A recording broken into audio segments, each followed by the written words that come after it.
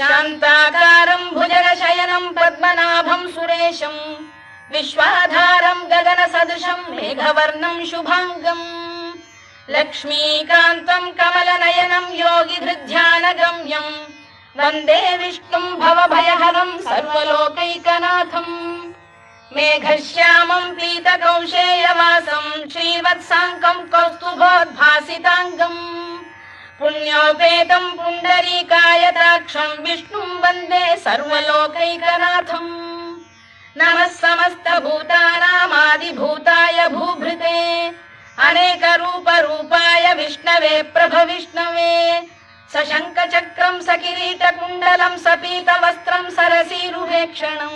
सहारवक्षस्थलशोभिकौस्तुभं नमामि विष्णुं शिरसा चतुर्भुजम् छायायां पारिजातस्य हेमसिंहासनोपरि